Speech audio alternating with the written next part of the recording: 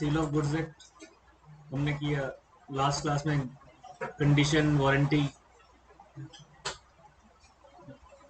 जो लास्ट का टॉपिक था थोड़ा सा स्पीडी लिया था हमने। घर पे जाके पढ़ा था कि नहीं? नहीं पढ़ा। नवरात्र बना रहे हैं कोई, पढ़ लेना। कुछ कुछ तो चीजें होमवर्क में होती हैं, थोड़ी बहुत तो पढ़नी चाहिए। स्कूल में भी आप लोगों को आदत रही होगी। कुछ तो टीचर भी होमवर्क देता था ना कि ये घर से नोट्स बना कर लाना या घर से क्वेश्चन सॉल्व करके लाना। उस आदत को छोड़ो मत, आपके लिए फायदेमंद की आदत है। आज का टॉपिक है हमारा transfer of ownership and delivery of goods. दो चीजें इंपॉर्टेंट है, ऑनरशिप का ट्रांसफर होना और गुड्स की डिलीवरी होगी। पूरा चैप्टर इसी पर फोकस है। बंद करना, आवाज तो ज्यादा कर रहा है, मेरे से ज्यादा तेज कर रहा है।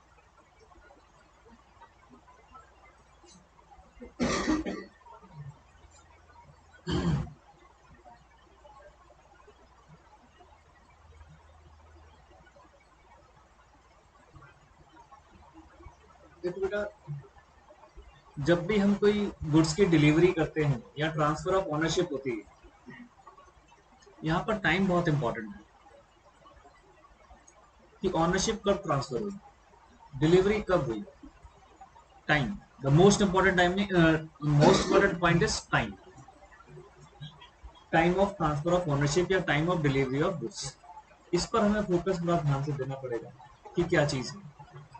तो इसीलिए देखो, इसका जो फर्स्ट पैराग्राफ है वो आपको यही समझा रहा है, अभी कुछ ये लिखने वाला नहीं है। Importance of time of transfer, हमारी ओनरशिप ट्रांसफर की बात हो रही है। आप मार्केट से रोजाना कुछ ना कुछ खरीदते हो, आपको पता नहीं होता, लेकिन आप ये सेल ऑफ गुड्स एक्ट को ही अप्लाई कर रहे होते हैं। कुछ भी खरीदना, पेन, पेंसिल, बुक्स, ई टेबल्स, कुछ भी। रेस्टोरेंट जाते हैं, वहां पर जो भी आप खरीद रहे हैं, खा रहे हैं, वो सब कुछ सेल ऑफ गुड्स एक्ट के अंदर कवर होता है। सारा कुछ ए टू जेड। वहां पर आप ऑनरशिप आपको ट्रांसफर हो रही होती है, हमने कभी फोकस नहीं किया होता, कभी इतना ध्यान भी नहीं दिया होता, सीजली कंज्यूम किया और आगे बढ़े। बेसिकली देखो क्या कहता है, जब ऑनरशिप ट्रांसफर होगी तो उसके साथ रिस्क बहुत इंपॉर्टेंट होता है। नॉर्मली आप कभी कुछ ई टेबल्स खरीदते हैं और अगर वो कुछ खराब निकल गया तो वो दुकानदार आपका सामान वापस करता है। अब बेसिकली वो जो रिस्क था वो किसका था, ये इस चीज से रिलेटेड बात है। हम तो सामान खरीदते हैं, पीछे हमने उसने हमें बताया पिछले चैप्टर में कि जब भी आप कुछ खरीदते हो, लेट द बायर बिवेयर। आपने खरीदा, खराब निकला आपका है, सही निकला तो भी आपका, क्योंकि ओनरशिप ट्रांसफर हो चुकी थी। अब ई टेबल्स में क्या होता है, एक्चुअली जब हम ई टेबल्स में आते हैं तो सेल ऑफ गुड्स एक्ट के साथ साथ उसके अंदर और भी कई नॉर्म्स जुड़ जाते हैं, क्योंकि वहां पर वो ई टेबल्स है, रेस्टोरेंट्स के अपने रूल्स हैं, रेगुलेशंस हैं, कई छोटे छोटे और चीजें अप्लाई हो जाती हैं, जहां पर ये लिखा भी होता है कि अगर कोई चीज खाने लायक नहीं है रही तो वो आपकी जिम्मेदारी है कि, सॉरी, सेलर की जिम्मेदारी है कि वो उसको रिटर्न करे। हमने पिछले उसमें ही पढ़ा था, मर्चेंटेबिलिटी पढ़ा था ना, तो वो मर्चेंटेबिलिटी उसके ऊपर अप्लाई हो गया, सामान आपका वो वापस कर।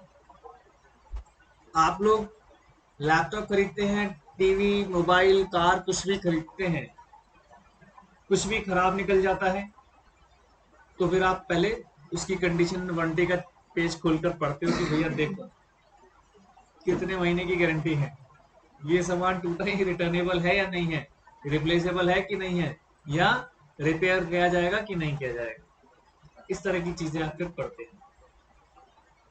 तो ऐसी सिचुएशन में बात आती है सारी ओनरशिप को लेकर। ओनरशिप आपके पास आ चुकी है, तो ओनरशिप के साथ एक सबसे सिंपल रूल है कि जहां ओनरशिप ट्रांसफर हो गई, गुड्स के साथ जितने भी रिस्क हैं वो भी ट्रांसफर हो गए। वो रिस्क किसके हो गया? बायर। देखो पढ़ो जरा जनरल रूल क्या है। The general rule is that the risk, देखो बेटा प्राइमा फेसिया कब यूज करते हैं ये ध्यान रखना, ये वर्ड लॉ में बहुत आता है।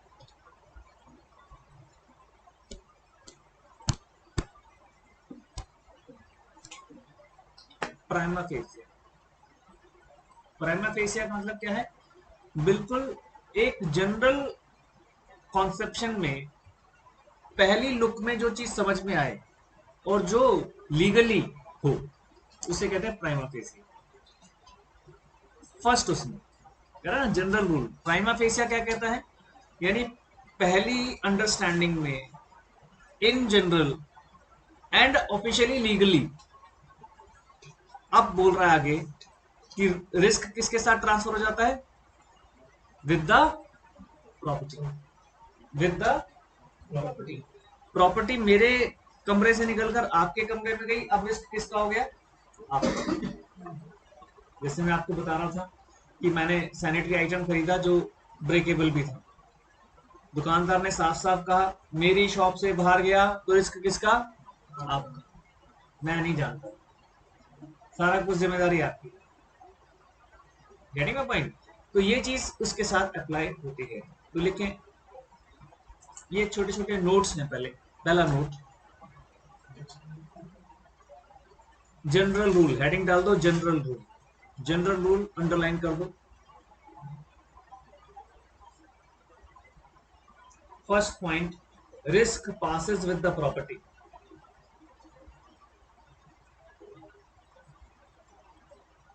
Risk passes with the property, bracket में आप लिख सकते हैं प्राइमा फेसिया।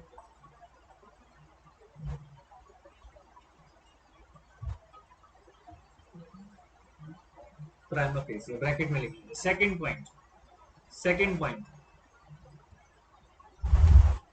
क्या कह रहे थे वो सेकंड लाइन में, जिस वक्त गुड्स खराब हुए, क्या कहने चाह रहा है, जिस वक्त गुड्स खराब हुए, डैमेज हुए, उस वक्त रिस्क किसका माना जाएगा, उस इंस्टेंट पर जो उस वक्त गुड्स का ऑनर है। तो वैसे तो पहली लाइन में हमारा ये नक्शल क्लियर हो गया, ये उसको आगे और एक्सप्लोर कर रहा है, ये आगे और एक्सप्लोर कर रहा है। तो सेकंड पॉइंट लिख लीजिए, at the time of damage of goods, at the time of damage of goods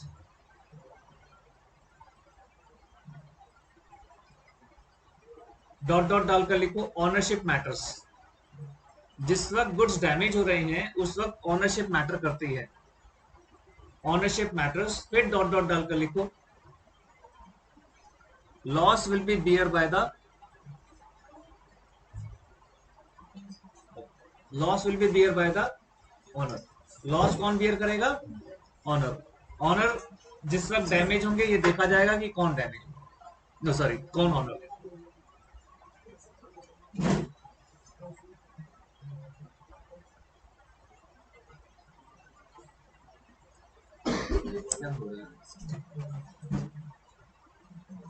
अब ये कैसे हटेगा,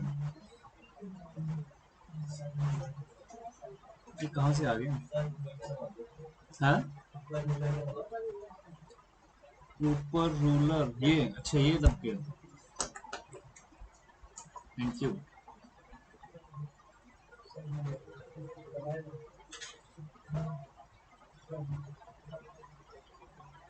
थर्ड पॉइंट, छोटा सा third point, when goods damaged by the act of third party, when goods damaged by the act of third party,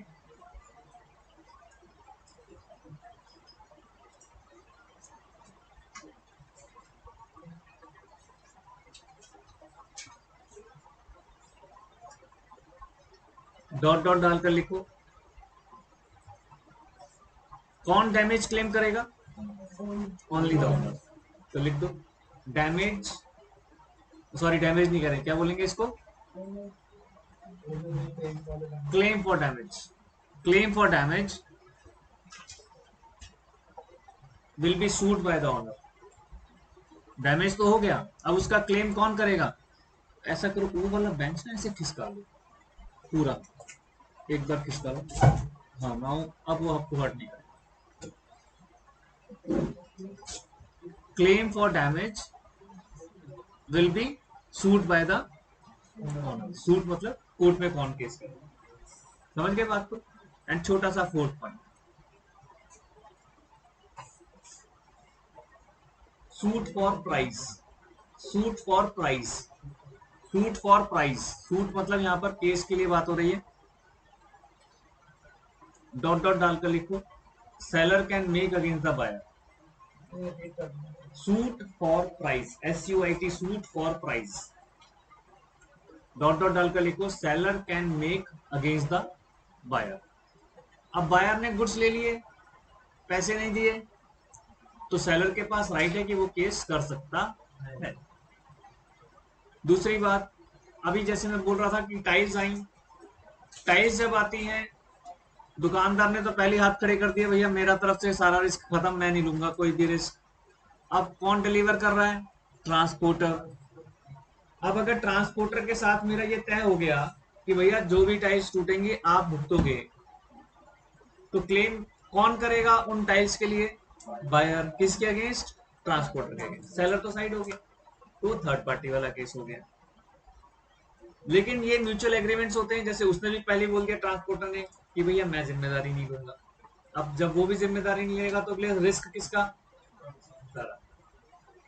ये सारी बातें कहाँ आ जाती है, कॉन्ट्रैक्ट में। अब मिक्स क्या हो गया, सेल ऑफ गुड्स एक्ट के साथ एक कॉन्ट्रैक्ट भी अटैच हो गया। Getting my point. तो ये सारी चीजें इसलिए इंटर रिलेटेड है, आपको बड़े अच्छे से इनको एक्सप्लोर करना आना चाहिए। Contract always matters, contract always matters. Against law आप कोई भी कॉन्ट्रैक्ट नहीं बना सकते, ये तो तय है। बट म्यूचुअल अंडरस्टैंडिंग के साथ आप जितने मर्जी चाहो कॉन्ट्रैक्ट जैसे मर्जी बना लो, म्यूचुअल अंडरस्टैंडिंग। कुछ म्यूचुअल अंडरस्टैंडिंग के बनाए हुए कॉन्ट्रैक्ट भी एप्लीकेबल नहीं होते, यही बता दूं। बहुत सारी चीजें हैं, इनको एकदम से रटना मत कि सर ने कहा था म्यूचुअल एग्रीमेंट से कुछ भी बना लो। Where the law permits. एक जगह एक्सरसाइज चल रही है कि वहां पर म्यूचुअल एग्रीमेंट से डिवोर्स हो जाता है। म्यूचुअल एग्रीमेंट मतलब दोनों पार्टी बैठी, जाके नोटरी पब्लिक से पेपर्स बनवाए, इधर साइन, विटनेस से साइन, नोटराइज करा दिया, एक एक कॉपी दोनों को पकड़ा दी, दोनों सेपरेटेड हो गए, बट इट्स नॉट लीगल। तो मैं ये इसलिए बताने चाह रहा हूँ कि कल एकदम से हर चीज को मत रखना। व्हाट, हाँ, ऐसा इसलिए कि डिवोर्स के लिए रूल बना है कि how one can get the divorce. तो वो जो डिवोर्स उसको जब तक उस तरीके से नहीं मिला तो वो डिवोर्स डिवोर्स नहीं कहलाएगा। उसमें साफ साफ मेंशन है कि डिवोर्स जब एक जुडिशरी सिस्टम से, कोर्ट की परमिशन से, जब उनको सेपरेशन का वो मिलेगा, एक सर्टिफिकेट मिलेगा, तभी वो लोग सेपरेटेड कहलाएंगे। क्योंकि जहां पर लॉ आ गया, तो लॉ कहता है कि हम सुपरमेसी में हैं, कॉन्स्टिट्यूशन सुपरमेसी में है ना, तो वहां पर हिंदू लॉ, मुस्लिम लॉ, इस तरह के सारे लॉ किसके अंदर आ गए, कॉन्स्टिट्यूशन के अंदर आ गए। तो उन लॉज को भी तो कॉन्स्टिट्यूशन को फॉलो करना पड़ेगा। तो कॉन्स्टिट्यूशन सुपरमेसी में है, जो कॉन्स्टिट्यूशन कहेगा अकॉर्डिंग टू एवरी लॉ वो चलेगा, समझ गए।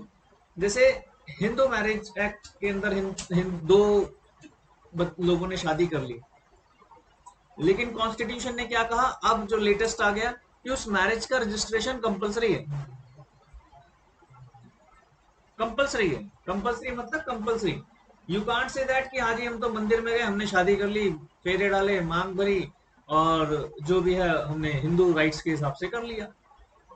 या मुस्लिम लॉ ने कहा कि हमने ये सब जो हमारे लॉ के अकॉर्डिंग था, हमने बुलाया मौलवी साहब को, हो गया। नो, तो कह रहे हैं what constitution says. No doubt आपने ये सब किया है, करो, हमें कोई दिक्कत नहीं है, हमें कोई इतराज नहीं है, but your marriage must be, अब मस्ट हो गया है, पहले शुड होता था, अब मस्ट बी रजिस्टर्ड। आगे आने वाले टाइम में पेनल्टी हो जाएगी अगर रजिस्ट्रेशन नहीं कराएंगे तो। अभी पेनल्टी नहीं है। आप लोग रोज सोशल मीडिया पे देखते होंगे कल आज 31 से 30th है। कल लास्ट डेट था आधार कार्ड और पैन कार्ड को लिंक करने का। लास्ट डेट था, मैंने पहले ही बोल दिया था। अब 30 जून हो गया। तो वो क्या है, मैंडेटरी एज पर लॉ। उस लॉ, वो जो लॉ बनाया वो किसके अंडर बनाया गया, कॉन्स्टिट्यूशन के अकॉर्डिंग। तो कॉन्स्टिट्यूशन सुपरमेसी में, समझ रहे। अब आप मना नहीं कर सकते। आप कैसे कहोगे कि मैं तो नहीं करा रहा या मैं नहीं करा रही, ये क्या बात है, मेरी प्राइवेसी इफेक्ट हो रही है। मैंने कहा ना, प्राइवेसी अलग चीज है, प्राइवेसी का कॉन्सेप्ट ही अलग है। चाइना में प्राइवेसी का क्या कॉन्सेप्ट है, जब पीछे चाइना में उस ओलंपिक हुआ था तो बता रहे थे कि what the software they are using, कि सियोल में हो रहे थे। कहते सियोल में इस वक्त जितने लोग प्रेजेंट हैं, देखो हर 10% तो हर जगह थोड़ा बहुत वो रहता है, एकदम से मत मुझे कहना कि सर ऐसे। कह रहे हमें 90% पता है कि कौन लोग हैं इस वक्त, हमारे पास 90% लोगों का डाटा है। उनके पास ऐसा सॉफ्टवेयर था। दूसरा, उनके जो कैमरास डिटेक्शन जो सिस्टम था वो इतना स्ट्रांग था कि जैसे चांदनी चौक कभी गए हो आप लोग, तो वहां पर कितनी क्राउड होती है ना। उस क्राउड में एक बार के लिए पापा मम्मी से आपका हाथ छूट जाए तो भाई साहब बड़ी ट्रेजेडी हो जाएगी, है ना। अगर समझदार हो गए तो अलग बात है, अगर बच्चा समझदार नहीं है तो बहुत प्रॉब्लम हो जाएगी, इतना बुरा हाल होता है। ठीक है जी। अब तो मोबाइल हो गए तो लोग सर्च कर लेते हैं कहाँ है, यहाँ है। पहले तो जब हम छोटे होते थे तो पॉइंट फिक्स कर दिया जाता था, क्योंकि सबसे बढ़िया जामा मस्जिद है वहाँ, जामा मस्जिद की पहली सीढ़ी पर मिल जाना अगर खो गए है। या फिर वहाँ पे एक जैन मंदिर है बहुत पॉपुलर, कुछ नहीं तो जैन मंदिर पूछ पूछ के पहुंच जाना, वहीं पर मिलेंगे। एक गुरुद्वारा भी है वहाँ पर, वहाँ पहुंच जाना। पॉइंट्स फिक्स कर लिए जाते थे। अब तो मोबाइल होता है तो मोबाइल पर आप कर लेते हैं। तो उन्होंने वो, मैं प्रिवेसी के लिए बता रहा हूँ क्योंकि कुछ चीजें पता होनी चाहिए आपको एज पर नॉलेज। वो कह रहे थे हमारे पास जो कैमरास के इतनी हाई रिजोल्यूशन है कि जितना मर्जी क्राउड हो, जितना मर्जी क्राउड हो, जितना मर्जी का मतलब चाहे हजारों हो, चाहे लाख हो, चाहे 10 लाख हो, हमारा कैमरा सबके नाम बता देगा कौन है वो, सबकी आईडी दिखा देगा, ये पासपोर्ट नंबर, ये सब कुछ। आप वहां पर मौजूद होंगे तो एकदम से बता देगा कि ये पर्सन इंडियन है, पासपोर्ट नंबर ये है, उसकी आईडी ये है, पापा मम्मी भाई बहन सारी डिटेल आ जाएगी। वो किस लिए बनाया था उन्होंने, टेररिस्ट एक्टिविटीज को वो करने के लिए, डिस्पोज करने के लिए। तो इसलिए पैन कार्ड आधार कार्ड लिंक करना भी कंपलसरी है एज पर लॉ। ये तो एक सिंपल सा हमारा पॉइंट था। अब हेडिंग डालिए, ये जनरल हमारे पॉइंट्स थे, 4 पॉइंट्स के अंदर हमने थोड़ा सा कुछ समझा। अब मेन हेडिंग डालिए, passing of property. Passing of property.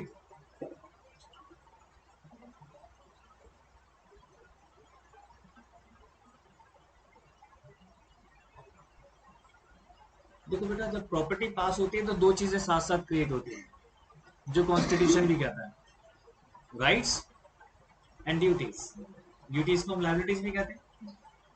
तो जब हम पासिंग ऑफ प्रॉपर्टीज की बात करते हैं तो वहां पर मेन कंसर्न किस चीज से है, मेन कंसर्न किस चीज से है, राइट्स एंड लायबिलिटीज से। देखो पहली लाइन में वही कह रहा है, फिर लिखेंगे पासिंग और ट्रांसफर ऑफ प्रॉपर्टी। पासिंग मतलब यहाँ पर ट्रांसफर से ही मतलब है, constitutes the most important element and factor to decide। Most important लिख रहा है, देख लो बेटे, मोस्ट इंपॉर्टेंट। ये क्यों वर्ड्स पढ़ने होते हैं, it emphasize your answer what you right, कि आपको कैसे लिखना है। इसके अंदर एक ग्लोरिफिकेशन लाता है ना, मार्क्स फिर उसी हिसाब से मिलते हैं। क्या कह रहा है, most important element and factor है क्या, क्या डिसाइड करना, लीगल राइट्स एंड लायबिलिटीज किस किस के, सेलर्स एंड बायर्स दोनों, दोनों के राइट्स की बात करेगा पासिंग ऑफ प्रॉपर्टी। तो यानी मेन कंसर्न किसका है। तो जब आप हेडिंग डालेंगे, आपने हेडिंग क्या डाली, पासिंग ऑफ प्रॉपर्टी यानी ट्रांसफर ऑफ प्रॉपर्टी, तो इसकी शुरुआत आप लिख लीजिए, लिख लो most important element and factor, most important element and factor. Most important element and factor उसके सामने एरो डालकर लिखो जिससे कि ये डिफरेंशिएट हो जाए।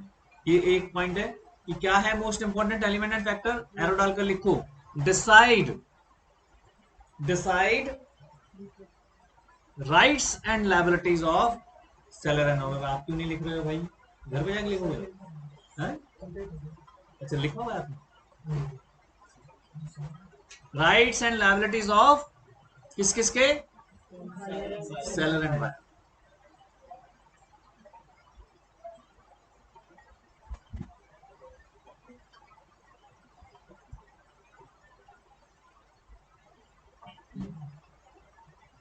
ठीक है, अभी अगला पॉइंट लिखना नहीं है, लेकिन एक चीज वो आपको समझा रहा है। क्या समझा रहा है? अभी हमने क्या पढ़ा कि रिस्क किसका हो जाता है, ऑनर का। जो ऑनर बन गया, ऑनर बनना और पोजीशन मिलना कभी कभी दो चीजें अलग हो जाती हैं। ऑनर बनना और पोजीशन मिलना, पोजीशन मतलब फिजिकल पोजीशन, दो चीजें अलग अलग हो जाती हैं। आप देख रहे हैं आपको एक आ रहे हैं आजकल बड़े तगड़े तरीके से आ रहे हैं, है ना। अब किसी पर्सन ने अफगानिस्तान में, उसी का ले लेते हैं एग्जांपल, वहां ज्यादा आ रहे हैं।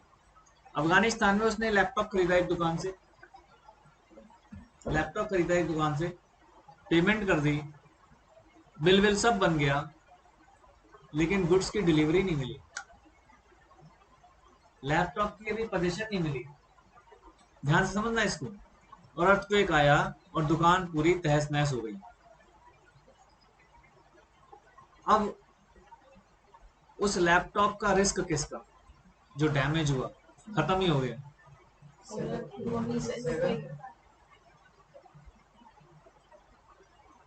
सबको बताना है एक ही बार में, बस एक सेलर या बायर इतना सा बताना है। सेलर कौन कौन कह रहा है, चलो सेलर कौन कौन कह रहा है, हाथ करेगा। और बाकी बायर कह रहे हैं, ये कंफ्यूज है। हाँ मैंने कहा तो है सब कुछ हो गया, सब मैंने कहा तो है, मैंने व्हाट आई टोल्ड यू कि सब कुछ हो चुका है, बस पोजीशन मिलनी है। देखा सिचुएशन चेंज हो गई ना एकदम। बेटा पेमेंट हो चुकी, बिल आपके नाम का कट चुका, you are the owner now, you are the owner now. बस आपके पास उसकी गुड्स की डिलीवरी तो नहीं है, डिलीवरी इन द सेंस कि वो आपके पास फिजिकली तो नहीं है। अब इंश्योरेंस के पास कौन जाएगा क्लेम लेने, ये समझा करो बस। ऐसे एनालाइज करना है आपको, because you have the bill now. Seller क्या कहेगा, भाई मेरे पास तो कुछ है ही नहीं है, तो बेच चुका, बिल बन चुका, सब कुछ हो चुका भाई। इंश्योरेंस कंपनी से कोई दे, तुम कौन भाई, बिक चुका कैसे। ये सारे रिकॉर्ड्स होते हैं मेंटेन। जो बड़ी बड़ी कंपनीज हैं इनके कुछ ऑनलाइन रिकॉर्ड्स बनते हैं। जैसे ही वो लैपटॉप बिकेगा, जैसे ही उसका कोड वोड डलेगा उस बिल में, वो कंपनी के रिकॉर्ड में चढ़ जाएगा कि फला फला नंबर का लैपटॉप बिक गया। ऑनर कौन, ये इस लैपटॉप का कुछ कोड होगा, उस कोड को अगर मैं कंपनी के प्रोफाइल में डालूंगा कंपनी की वेबसाइट पर, तो उसका ऑनर बता देंगे कौन। जो ये चोरी का सामान पता चलता है वो ऐसे ही पता चलता है। ठीक है जी, समझ रहे हैं बात को, ये पॉइंट क्लियर सबको। अब पढ़ लो अगली लाइन, अब आपको लगेगा कि हाँ जो लाइन लिखी है वो यही। Passing of property implies passing of ownership, ये तो हो चुका। If property has pass to the buyer, the risk in the goods sold is that of buyer and not of seller. Though the most important point यहाँ कह रहा है, though the goods may still be in the seller's possession. कौन? Buyer तो हर चीज के लिए claim कर सकता है, तो सेलर से क्यों लेगा, इंश्योरेंस कंपनी से लेगा। इंश्योरेंस नहीं है तो फिर अलग चीज है, वो अलग चीज हो गई। अब वो कैसे लेगा, अब तो दुकान ही खत्म हो गई, अब वो कैसे ले, किस, हाँ सेलर से ले ही नहीं सकता, सेलर से क्यों लेगा।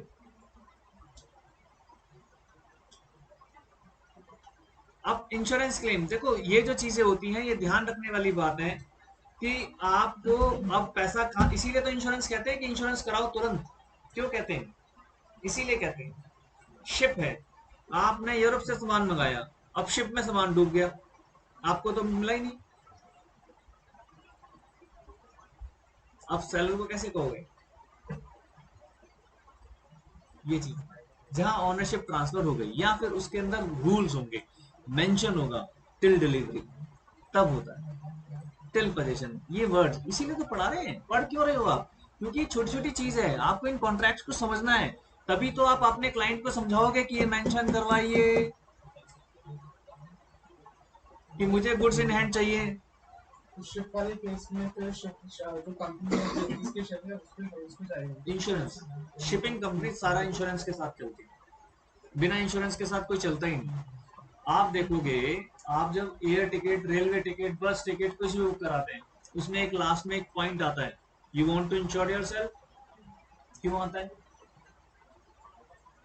कि भैया इंश्योरेंस चाहिए तो 1 रुपया दे दो। बहुत छोटा सा नॉमिनल सा अमाउंट होता है, 1 रुपया, 2 रुपया, 5 रुपया, 10 रुपया। लेकिन इंश्योरेंस नहीं कराया तो आपको ये नहीं है कि उसको किसी कुछ नहीं मिलेगा। एयरक्राफ्ट की अपने जो रूल्स एंड रेगुलेशन है, जो अपने नॉर्म्स है, उसके हिसाब से मिलेगा, लेकिन इंश्योरेंस वो वाला नहीं मिलेगा। ये चीज भाई, आप एकदम से इतना हार्श वो मतलब वो मत हो जाए डिहार्टेड के कुछ भी नहीं मिलेगा।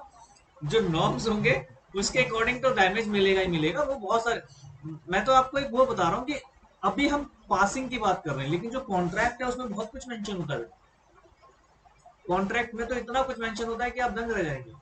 इसीलिए तो कहते हैं कि किसी भी कंपनी के साथ जुड़ने के पहले उसके कॉन्ट्रैक्ट्स पढ़ लो। बहुत सारी कंपनीज के तो एमओए एओए पढ़ने पड़ते हैं आगे जाकर। आप पढ़ेंगे कंपनी लॉ, जब अगले इंटर में पढ़ेंगे तो बताएंगे कि भैया आपने इस कंपनी के साथ टाइप किया, हाँ जी किया, देखो उसके मेमोरेंडम अलाउ करते हैं कि नहीं। वो पता चला मेमोरेंडम अलाउ नहीं करते तो ले लो, लग गई लंका। फिर तो पर्सनल सूट हो जाएगा। कंपनी का केस तो सूट नहीं कर सकते जब कंपनी अलाउ नहीं करती तो। हाँ, आपका बहुत छोटा सा है, पहले शुरू के शायद 8 या 10 सेक्शन ही, बहुत बेसिक, बेसिक मतलब बेसिक है। बीकॉम में तो पूरा है, बीकॉम में तो पूरा है, और ऑनर्स वालों की तो पूरी, तो कहते हैं वो जान ले रखी है। Honours, honours.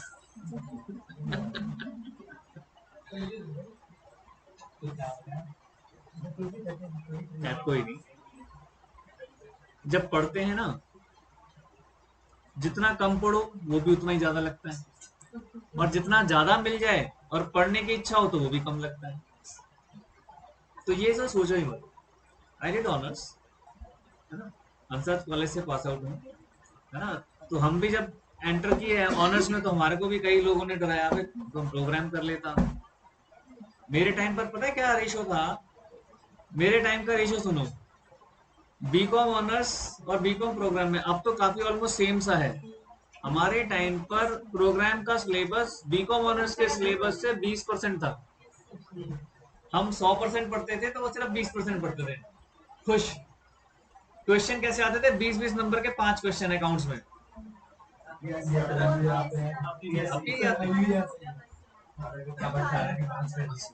तो कितना आसान है पास होना। हमारा 50 नंबर का पेपर होता था, 50 नंबर के पेपर में भी 4 क्वेश्चन फर्स्ट कंपलसरी, और अगले क्वेश्चन के 2 पार्ट, दूसरे क्वेश्चन के 2 पार्ट। लगे रहो लगे रहो लगे रहो। ऑनर्स में ना, लेकिन प्रोग्राम में भी यही हो गया। गुड। हाँ नहीं, मैं कह रहा हूँ अब तो प्रोग्राम जो है इक्विवेलेंट आ गया है। मैं कह रहा हूँ हमारे टाइम की बात कर रहा हूँ, तब that time only 20% of the syllabus honours का जो बीकॉम प्रोग्राम में होता था। बहुत सारी, हाँ, प्रोग्राम में मैथ्स नहीं होता था, प्रोग्राम में कंपनी अकाउंट्स नहीं होता था, प्रोग्राम में इनकम टैक्स कैसे होता था कि भाई शुरू के 4 चैप्टर पढ़ जाओ पास हो जाओगे। इनकम टैक्स में प्रोग्राम में शुरू के 4 चैप्टर पढ़ जाओ पास हो जाओगे। अब तो पूरा इनकम टैक्स पढ़ाते हैं, जो ऑनर्स पढ़ता है वही प्रोग्राम पढ़ता है। कॉस्ट अकाउंटिंग के कोई कि 4 चैप्टर पढ़ जाओ पास हो जाओगे। वहां पे पास, बीकॉम पास को ये कहते थे कि बीकॉम ज्वाइन कर लिया तो पास को हो ही गया। पहले ऐसा था, अब नहीं है, मैं कह रहा हूँ। अब तो मैं कहता हूँ जो बच्चे ने पास ज्वाइन किया है वो ऑनर्स ज्वाइन कर ले, इक्विवेलेंट है। अब रेशियो जो है हार्डली 90% 100% वाली है, 90 to 100 वाली। अब रेशियो इतनी वो नहीं रही, वैरी नहीं करती है। सर हम्म, तो जैसे किसी की बाइक चोरी हो जाती है, क्या हो जाते हैं? बाइक चोरी, बाइक, जैसे वो इंश्योरेंस क्लेम करता है और उसके साथ फ्री है उसके बाद चाबी रहता है, बाइक की चाबी बाइक के साथ मतलब चोरी हो जाती है, ग्रिप की चोरी होती है, हाँ, इंश्योरेंस क्लेम कर सकते हैं। मैं समझा नहीं, चाबी सर चाबी की चोरी होगी, बाइक की चोरी होगी, तो फिर वो इंश्योरेंस क्लेम कर सकते हैं। क्यों नहीं कर सकता? क्या हो रहा है इसमें? क्या इशू आ रहा तो मुझे चाबी की जरूरत है, मेरी बाइक की चाबी चाहिए। है इंश्योरेंस कंपनी को? तो सेकंड चाबी मांगते होंगे ना वो? सेकंड का दो चाबियां होती है ना? तो उसके बाद ये है कि किसकी चोरी हो गई? मेरे दोस्त है, अच्छा, एक तो लास्ट ईयर यहाँ पढ़ता था, लास्ट सेमेस्टर में उसकी भी चोरी हो गई थी। उसी की बात कर रहे हो क्या? नहीं सर, तो उसका भी इंश्योरेंस उसका तो बहुत हार्ड लक बेचारे का। 1 डेढ़ 2 महीने पहले इंश्योरेंस खत्म हुआ था, मजे की बात तो ये है। उसका बहुत हार्ड लग बेचारे का, और एकदम न्यू का new, sorry, bike, 1 year old only. हमारे अगर इंश्योरेंस निकल जाए तो उसकी करती है। उसको कंफ्यूजन हो गया। आजकल क्या होता है, इंश्योरेंस कंपनी जो है 3 साल का इंश्योरेंस करके देती है बाइकों में सब में। लेकिन वो इतने गंदे इंसान हैं, वो ये नहीं बताते कि 3 साल में पहले साल का तो कॉम्प्रिहेंसिव है, अगले 2 साल का सिर्फ थर्ड पार्टी इंश्योरेंस है। अब आप किसी को कहोगे भाई, अब जैसे मैंने ही एक बार मैं गया था जब बात करने, जैसे मेरे को कई बार दोस्त वगैरह ले जाते हैं कि चल यार तू ज्यादा अच्छा समझ लेगा, तो कह रहे 3 साल का इंश्योरेंस भी देंगे। मैं कहा यार कम से कम बेवकूफ तो शुद्ध हल्का बनाया करो, इतना क्यों बना? 3 साल का इंश्योरेंस दोगे, ला दे चल। मैं कहा मैं मान जाऊंगा अगर तू 3 साल का इंश्योरेंस देगा, अभी के अभी हाथ की हाथ खरीद रहे हैं भाई। वो भाई साहब वो डर गया, उसे समझ में आ गई कि उन्होंने पॉइंट पकड़ लिया। उनका 3 साल का इंश्योरेंस चाहिए मुझे, तूने जो मुंह से बोला है। कर नहीं नहीं सर, अगले 2 साल का तो थर्ड पार्टी होता है। तो मैंने कहा ये तूने कहा बोला? इंश्योरेंस मतलब इंश्योरेंस, मुझे फुल इंश्योरेंस चाहिए कंप्रिहेंसिव, तू थर्ड पार्टी बोल रहा है। एक बच्चा बेचारा उस चक्कर में बहुत परेशान हो गया, उस चक्कर में तो परेशान हो गया। उनको लगा 3 साल का इंश्योरेंस है वो बेचारे का, और अभी 1 2 महीने पहले लैप्स हुआ था उसका इंश्योरेंस। तो कभी कभी हार्ड लक हो जाता है। तो चाबी वाला इशू मैं समझा नहीं हूँ कि ऐसा क्यों कह रही है, कौन सी इंश्योरेंस कंपनी कह रही है? तो कोई है मतलब किसी का जो का नहीं वो है ना, इंश्योरेंस कंपनी का नाम पूछो, उसमें फिर उसके नॉर्म्स पढ़ो, नॉर्म्स के अंदर फिर मैंने वही कहा आपको, कॉन्ट्रैक्ट। जब आप इंश्योरेंस में घुसे होंगे, जब उन्होंने इंश्योरेंस कराया होगा, तो there is a contract between the parties. वो कॉन्ट्रैक्ट पढ़ोगे, वो क्या कहते हैं। प्राइवेट इंश्योरेंस तो होता नहीं। ये सारी कंपनी, इंश्योरेंस कंपनी आईआरडी के अंदर आती हैं ये सारी, इनको उन सारे रेगुलेशंस को फुलफिल करना है। एक अगर ये होगा तो सबके ऊपर एप्लीकेबल होगा कि चाबी दो, नहीं तो किसी को भी नहीं होगा। ऐसे कैसे हो सकता है? मान लो मैंने बाइक क्यों लगाई हुई चाबी है, और वो बच्चा जो है सिगरेट फूकने चला गया, और सिगरेट फूकने की वजह से मुंह इधर को हुआ, तो किसी ने बाइक उठाई और निकल लिया। क्या कर लेगा कोई? और छोड़ो, मैं कह रहा हूँ छीन के भाग गया कोई, कोई छीन के भाग गया, गनपटी पे बंदूक रख के, तब क्या कर लोगे? मतलब इंश्योरेंस नहीं देंगे? ये क्या है, थोड़ा सा वो बनाते हैं। हर किसी को पैसे बचाने ना बेटा, इंश्योरेंस कंपनी को पैसे बचाने। जबरदस्ती निकालने पड़ते हैं, ऐसे लेते हैं। इंश्योरेंस कंपनी के साथ क्या है, मैं आपको सभी बात हो रहा हूँ, तुम लोग मुझे वो कर देते हो ना, इमोशनली वो कर देते हो, फिर मेरे को लगता है कि तुम्हें और कुछ भी सिखा दूं। अब रोज देखते हैं ना हम तो कोर्ट के अंदर ये सब चीजें, तुम्हें पता है, तो इसलिए वो कई बार मेरी भावनाएं हर्ट हो जाती हैं। भावनाएं।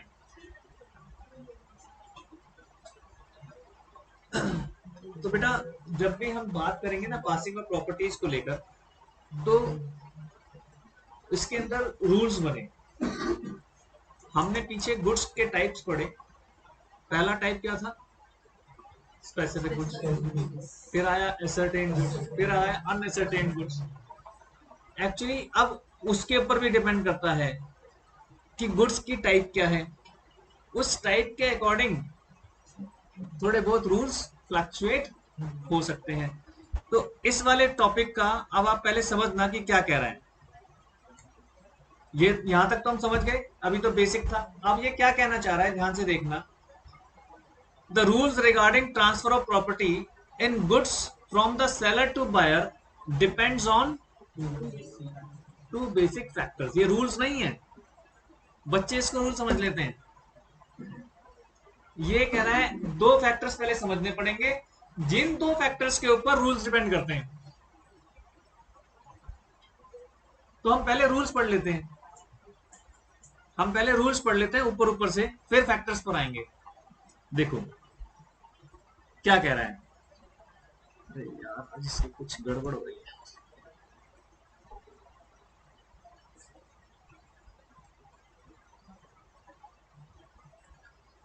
प्राइमरी रूल्स कहता है primary rules determining the passing of property from seller to buyer are as follows. ये हैं प्राइमरी रूल्स। ये प्राइमरी रूल्स किसके ऊपर डिपेंड करते हैं? ऊपर दो फैक्टर्स पर। समझ रहे हैं? बच्चे क्या करते हैं, इनको मिक्स करते हैं। मैं पहले समझा दूं, ये ध्यान रखना है। पहले प्राइमरी रूल्स दो फैक्टर्स पर डिपेंड करते हैं, बच्चे उन्हीं को रूल्स बनाकर आ जाते हैं। मैंने जब टेस्ट लिया तो उसमें लिख दिया रूल्स ये है जी दो। हाँ हाँ, मगर नहीं, ये रूल्स नहीं है, ये दो फैक्टर्स हैं बस, जो डिपेंड करवाएंगे कि अब आगे रूल्स क्या बनना है। यानी बेसिक जानना। जैसे आप चपाती आपको मम्मा से मिलती है, तो चपाती के लिए कुछ फैक्टर्स हैं, तो वो फैक्टर्स क्या है, उसके बाद चपाती के लिए रूल्स क्या है। इस तरीके की ये बात हो गई है। तो पहली हमने बात जो समझनी है वो क्या कह रहा है, क्या प्राइमरी रूल्स हैं। उन प्राइमरी रूल्स के लिए हमें चार चीजें समझनी पड़ेंगी। पहला, स्पेसिफिक और एसर्टेन्ड गुड्स। जब गुड्स एक बार एसर्टेन्ड हो जाते हैं तो क्या बन जाते हैं, स्पेसिफिक। तो इसलिए दोनों को अब एक साथ ले रहा है। दूसरा, अनएसर्टेन्ड गुड्स। अनएसर्टेन्ड गुड्स जो अभी तक हमारे सर्टेन्ड नहीं हुए। तीसरा, अकाउंट्स में आपके पास एक चैप्टर आ भी रहा होगा, एक छोटा सा, सेल ऑन अप्रूवल। जब गुड्स आप सेल ऑन अप्रूवल के लिए ले जाते हैं, है ना, जब दोस्ती यारी रिश्तेदारी जान पहचान इन सब चीजों में होता है कि भाई मेरे को मम्मा को एक मोबाइल गिफ्ट करना है, उसने कल ले जाती 3-4 दिखा ले, दोस्त के पास गए, इनमें से जो मम्मा को पसंद है दे देना, बाकी वापस कर जाना। ये कहलाता है ऑन अप्रूवल। इसे क्या कहते हैं, अप्रूवल। तो अप्रूवल में आपको एक क्वांटिटी दे दी जाती है, उसमें से आपको चूज करना। लास्ट क्या कह रहा है देखो, transfer of property in case of reservation of right to dispose. आपने अगर डिस्पोजल का राइट रिजर्व कर रखा है तो उस वक्त कुछ सर्टेन रूल्स बताए जाएंगे। ये चार चीजों को लेकर रूल्स बने हुए हैं एक्चुअली।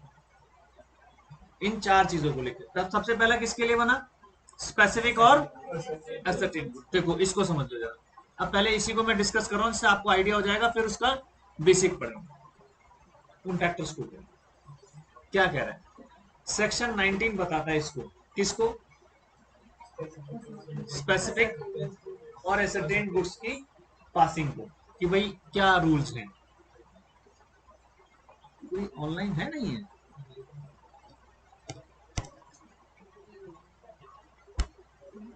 कहाँ दिखेगा,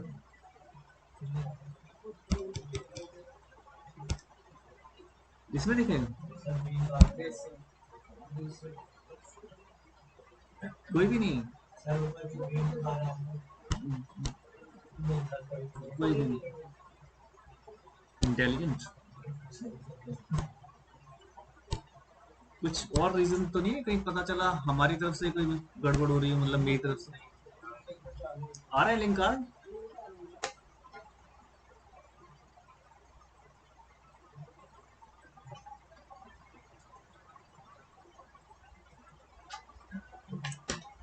शलनी आ गई होगी।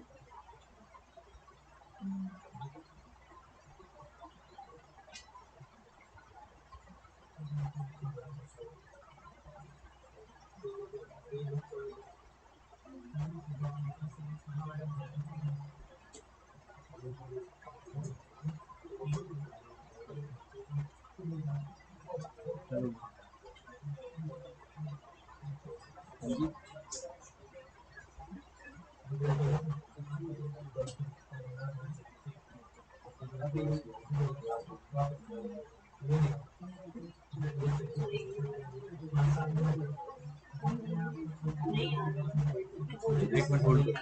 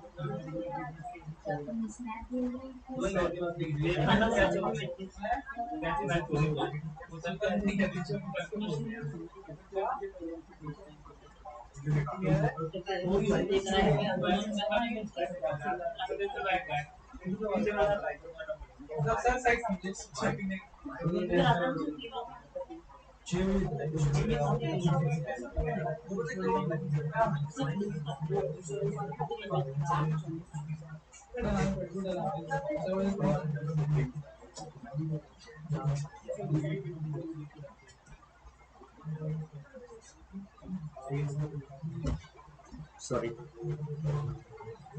तो सेक्शन 19 में इन लोगों ने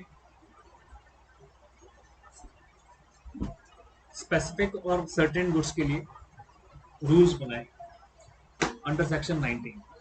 नीचे 3 पॉइंट्स आप देख रहे हैं, 1 2 3, ये सब सेक्शन भी है और 3 अलग अलग पॉइंट्स भी हैं। इन्होंने बस इसको पॉइंट्स वाइज समझाया नहीं है, हम पहले ये समझ लेते हैं। देखो क्या कह रहा है सेक्शन 19(1) क्या कह रहा है। सेक्शन 19 आ गया कि जब भी हम लोग बात करेंगे स्पेसिफाइड और एसर्टेन गुड्स के बारे में, तो उसके पासिंग से रिलेटेड यानी उसके ट्रांसफर से रिलेटेड अंडर सेक्शन 19 समझाया जाएगा। और अंडर 19 में जब हम आए तो उसने कहा भाई सेक्शन सब सेक्शन 1 क्या कह रहा है। सब सेक्शन 1 देखो पढ़ो जरा। सबसे पहले सब सेक्शन 1,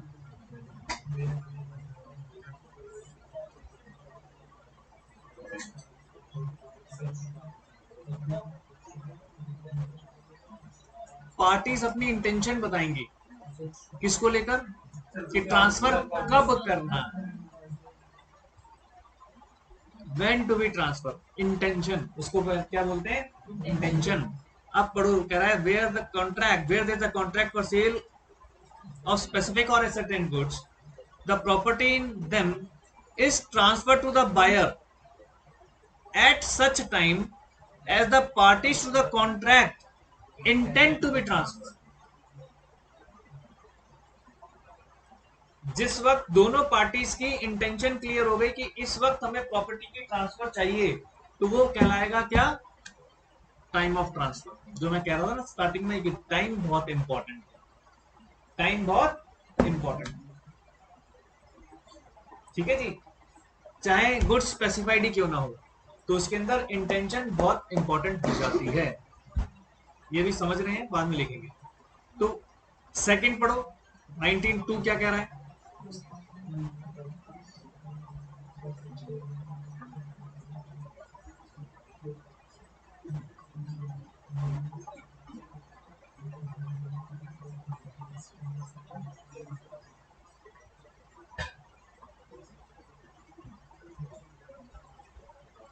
क्या मतलब है यहाँ पर?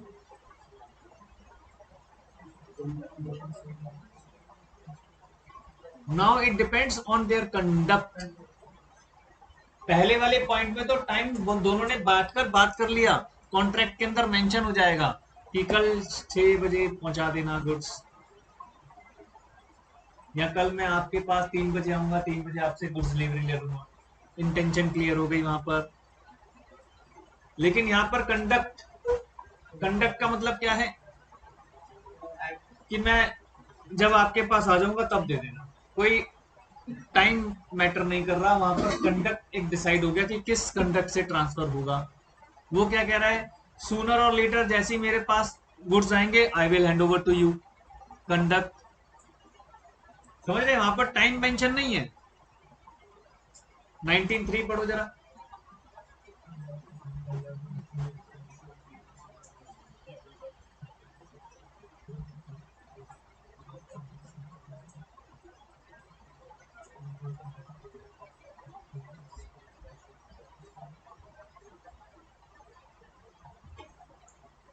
आगे जाकर अभी हम 20 से लेकर 24 तक पढ़ेंगे जब, तो पहले ही कह रहा है unless a different intention appears.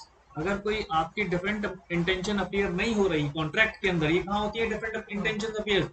ये कॉन्ट्रैक्ट में होती है। The rules contain in section 20 to 24, 20 से लेकर 24 तक are rules for ascertaining the intention of the parties. 20 से लेकर 24 में आगे पढ़ेंगे तो वहां पर इंटेंशन को एसरटेन करने से रिलेटेड ही मैटर आएंगे कि इंटेंशन कैसे पता चलेगी। तो वो कहता है ऑटोमेटिकली एप्लीकेबल हो जाएगा। साथ में कह भी रहा है which the property in the goods to the passes to the buyer. फिर कौन सा एप्लीकेबल हो जाएगा? 20 से लेकर 24 तक, ये मतलब है इसका। ठीक है, अब ये क्यों पढ़ाना चाह रहा था मैं कि एक चीज क्लियर हो रही, इंटेंशन। एक बार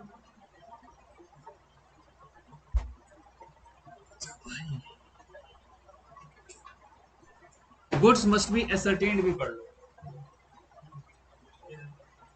अभी तक था वो क्या कह रहा था, स्पेसिफाइड। अब गुड्स मस्ट बी एसरटेन्ड, ये कब हो जाते हैं? जब अनएसरटेन्ड होगा तो उनको गुड्स को एसरटेन करना जरूरी है। देखो क्या कह रहे हैं, बेसिकली अनएसरटेन्ड के लिए बता रहा है, लेकिन अनएसरटेन्ड को एसरटेन्ड करना जरूरी है। जब तक एसरटेन्ड सर्टेन्ड में कन्वर्ट नहीं होंगी, अनएसरटेन्ड एसरटेन्ड में कन्वर्ट नहीं होंगे, तब तक गुड्स की डिलीवरी की बात नहीं की जा सकती, ओनरशिप ट्रांसफर की भी बात नहीं की जा सकती। कब तक? जब तक अनएसरटेन्ड गुड्स एसरटेन्ड में कन्वर्ट ना हो जाए। देखो पढ़ो जरा, ये लिखा है,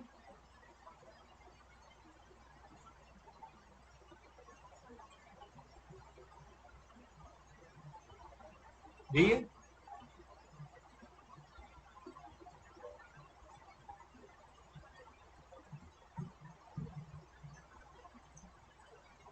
अब स्टार्ट करते हैं लिखना। सबसे पहले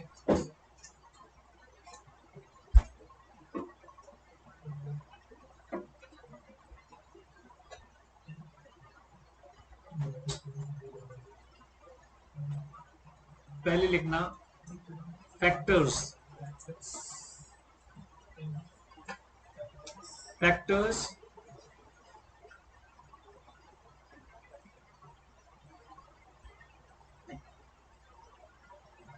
must be known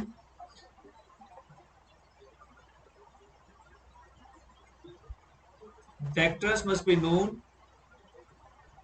to understand the rules. Factors must be known to understand the rules regarding transfer of property. हम जब प्रॉपर्टी वर्ड यूज करते हैं तो प्रॉपर्टी कौन सी है इसके अंदर, बताओ जी।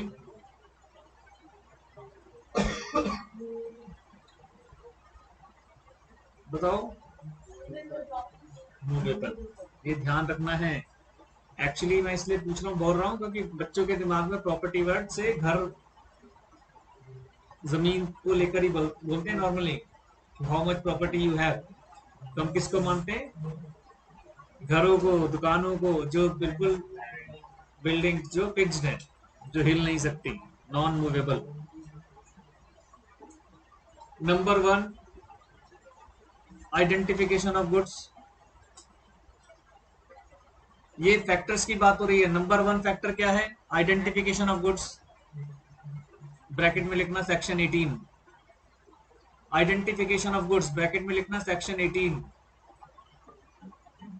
क्या कहता है आइडेंटिफिकेशन ऑफ गुड्स,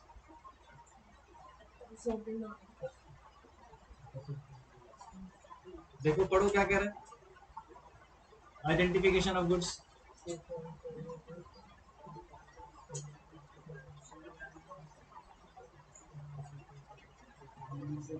पढ़ जरूर लिया करो। क्या कह रहा है बताओ जल्दी से, आप बताओ क्या कह रहा है।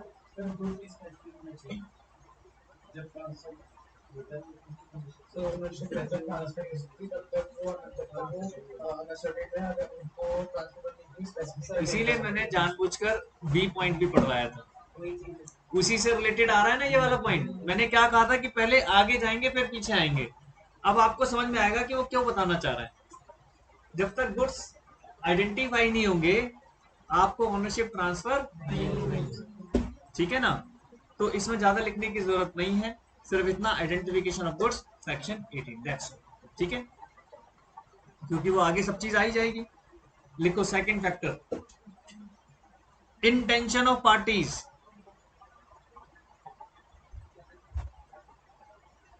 इसके आगे डॉट डॉट लिख लेना, टाइम। इंटेंशन में क्या आएगी बात, मेन चीज क्या आएगी, सिर्फ टाइम, कि किस टाइम पर ट्रांसफर होगा। ये दो चीजें हमें ध्यान रखनी है, जब ही हमें ये समझ में आएगा। Got it point. ये दो फैक्टर्स हैं छोटे छोटे। अब आ जाओ, अब हेडिंग डालो प्राइमरी रूल्स अंडरलाइन। अब हमारे उन पर, जो उसने पहले ही बोला था हमें कि हम पढ़ रहे हैं क्या, रूल्स पढ़ रहे हैं किसके, रिगार्डिंग ट्रांसफर ऑफ प्रॉपर्टी। तो प्राइमरी रूल्स में आ जाओ। सबसे पहले प्राइमरी रूल क्या है, प्राइमरी रूल नंबर 1,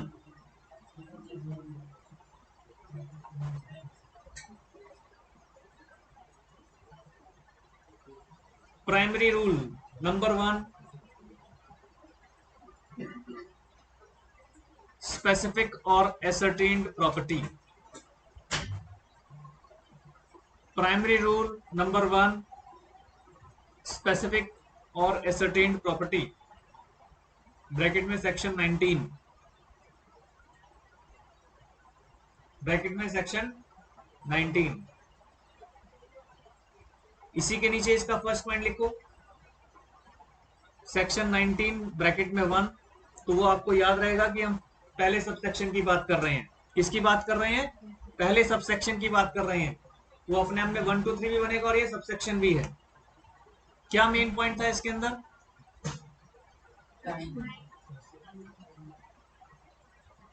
तो लिखो,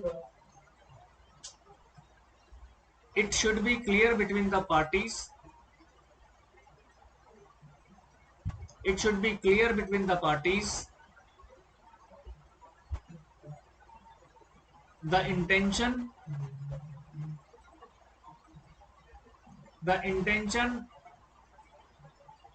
of transfer at a specified time, at a specified time. पहला सब सेक्शन 1 कहता है दोनों पार्टीज के बीच में टाइम को लेकर इंटेंशन एकदम क्लियर होनी चाहिए, ठीक है। लिखो अगला 19(2) सब सेक्शन 2, यानी सब सेक्शन 2 है 19 का।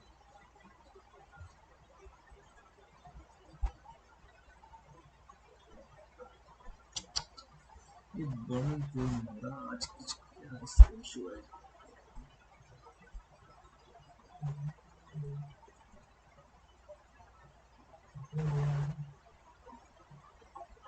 क्या वायरस इसको इफेक्ट कर रहा है क्या?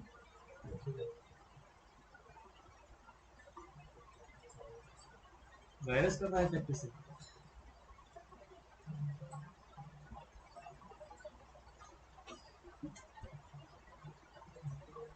19.2 क्या कह रहे हैं? 19.2 किस पर डिपेंड कर रहा है? कंडक्ट पर। तो लिखो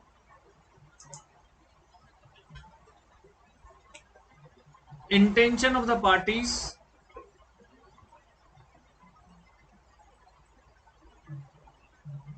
will depend on the conduct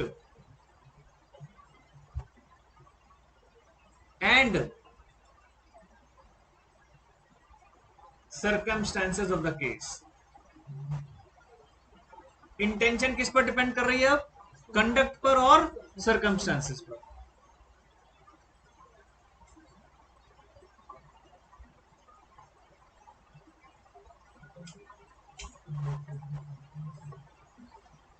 next section 19.3, section 19.3 third point हो गया।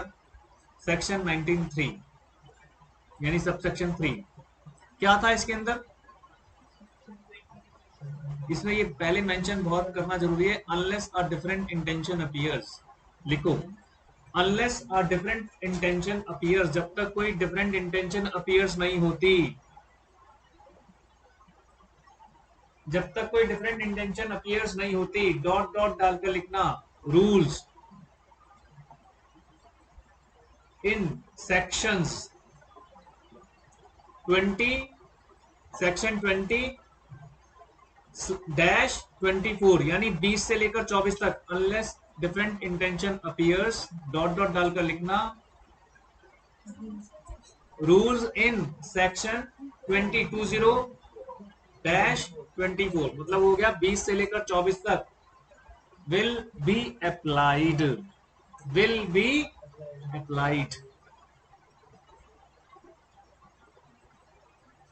भैया नहीं लिख रही आज, लिख रही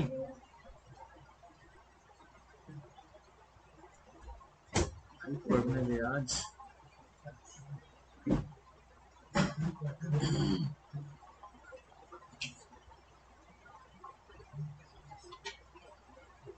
जब हम बात कर रहे हैं सर्टेन गुड्स की, बेसिकली बात हो रही है स्पेसिफाइड, स्पेसिफाइड और असर्टेन गुड्स। अब उनकी अपनी स्टेजेस होती हैं बेटा। स्टेजेस कैसे होती है? उनको स्टेजेस को एक्सप्लेन कर रहा है, यानी सेक्शन 19 को और एक्सप्लोर कर रहा है। अभी तो उसने बता दिया कि मेरे 3 सब सेक्शन में 3 रूल्स हैं। पहले में क्या?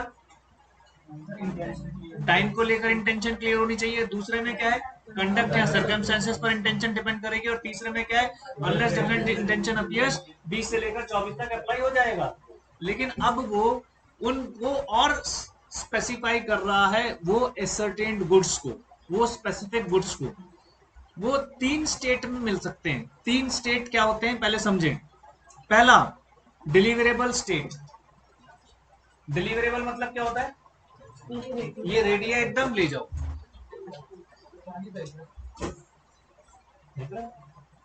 बंद कर दो। वो बैक मार रहा है इसका मतलब, बैक मार रहा है।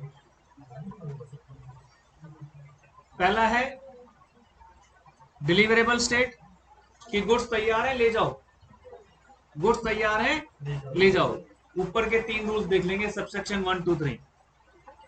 दूसरा specific goods to be put into a deliverable state. अभी मुझे उनके लिए डिलीवरेबल स्टेट में लाने के लिए कुछ एक्सरसाइज करनी है। पुट इनटू यानी कुछ एक्सरसाइज किसने करनी है? सेलर ने, कि भाई मैं इसको थोड़ा सा तैयार करूंगा, उसके बाद ये क्या होंगे? रेडी हो जाएंगे। देखो तीसरा क्या कह रहा है।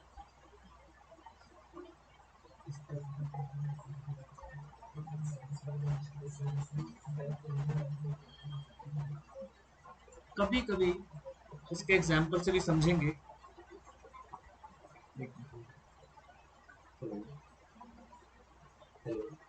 कौन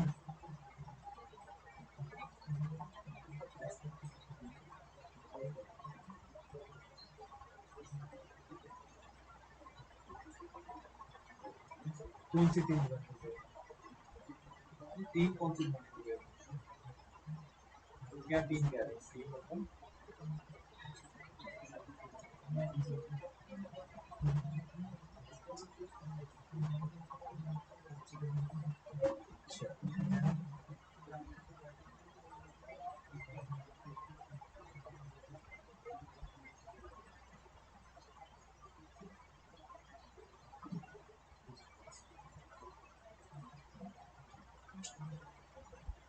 एक्चुअली वो सेफ जोन में ना इसलिए वो ऐसी बातें कर रहा है वो तो हमें पता है कि हम तो कॉल तो कर सकते हैं कि कोई बात थोड़ी है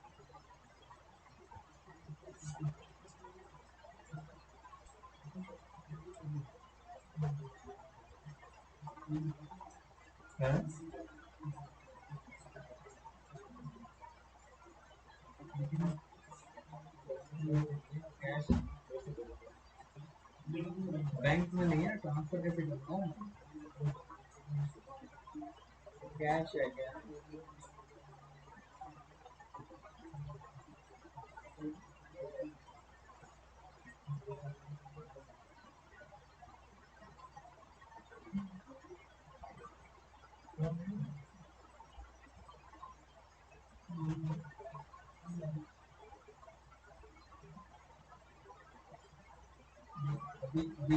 अभी मुझे ये बात उससे ही करो मन से कह रहा हूँ कि वो कह दो कि मैं अभी 2 घंटे में दे दूँगा इससे क्या होगा ना कि वो बोल देते फिर कुछ करते मैं भी तब तक भूल जाऊँगा अब उनसे ही कह रहा हूँ ये बात हेलो ये बात हम उनसे ही कह रहा हूँ तो बहुत ही उसे कहो कि अपन ये इनको प्रॉमिस करते कि आई कैन 2 आवर्स 2 घंटे का टाइम दो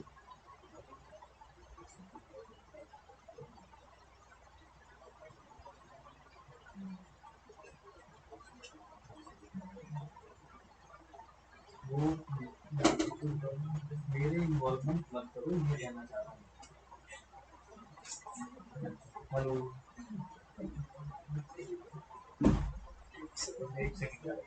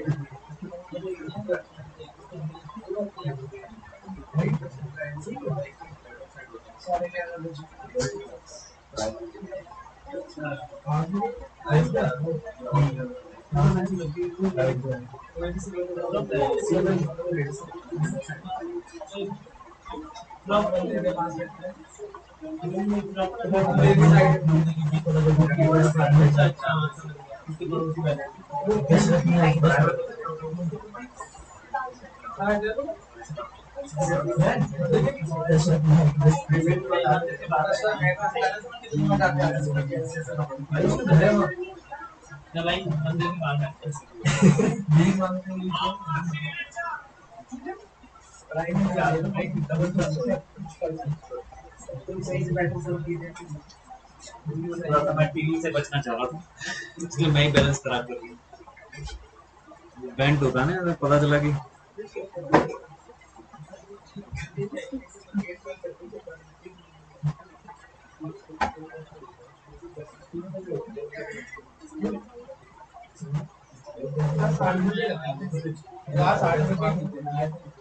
मैं तो कह ही रहा था, लेकिन जो 8 बजे के लिए मना कर रहे थे वही नहीं आए।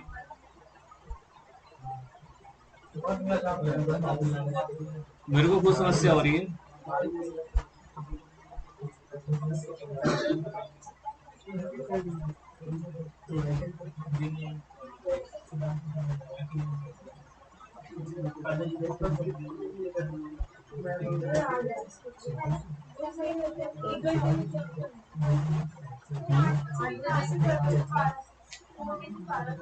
बेटा मैंने पहले ही कहा था, मैं इसमें बिल्कुल इंटरफेयर नहीं करता। ये मैनेजरियल डिसीजन होता है, ये मैनेजमेंट का डिसीजन है।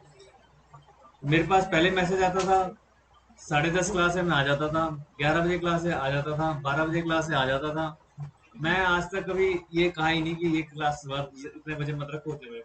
हाँ, ये हमेशा जरूर कहता था कि क्लास थोड़ी लंबी रखो और जितना पहले रखो उतना अच्छा है। ये तो मैं जरूर कहता था।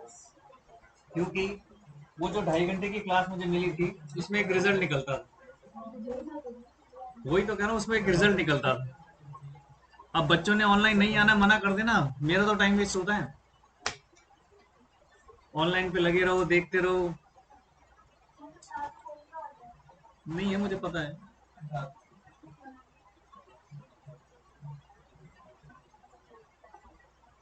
अब आज बहाने मारेंगे बच्चे की नवमी की पूजा थी। मुझे पता है कुछ बच्चे यही बहाने मारेंगे। हाँ, तो मैं भी कर कर आया हूँ, मैं भी टाइम पर पहुंच गया। और मैंने तो 9 दिन के फास्ट भी रखे हुए थे, आज तो मेरे को फास्ट भी खोलना था। मैं तब भी मैंने कहा चलो, मैंने बस थोड़ा सा प्रसाद खाया और मैं आ गया पढ़ाने। तभी तो मुझे थोड़ा सा वो हो रहा है कि हद हो गई यार बच्चों की भी। खैर कोई नहीं। वो क्या होता है, कहते हैं ना, कस्टमर भगवान होता है। अब अगर हम बिल्कुल एक देसी भाषा में समझें, तो जो ट्यूशन सेंटर चला रहे हैं और जो टीचर पढ़ा रहे हैं, उनको फीस दे रहे हैं बच्चे, तो भगवान कौन हो गए? बच्चे। तो इसलिए बच्चे भगवान है, जो जैसा कहेंगे हम मान लेंगे।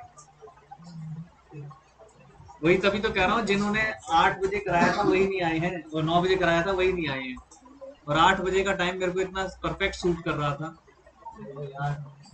क्योंकि मैं हमेशा से शुरू से ही कहता था, आप तो स्कूल स्टूडेंट रहे हो लास्ट ईयर तक, और सारे सुबह सुबह 6:30 बजे घर से निकल जाते होगे। ऑनलाइन ऑनलाइन अबे तुम ऐसे ही कह रहा है जैसे कोरोना से पहले तो स्कूल ही नहीं गया। 2.5 लाख का नहीं बात है।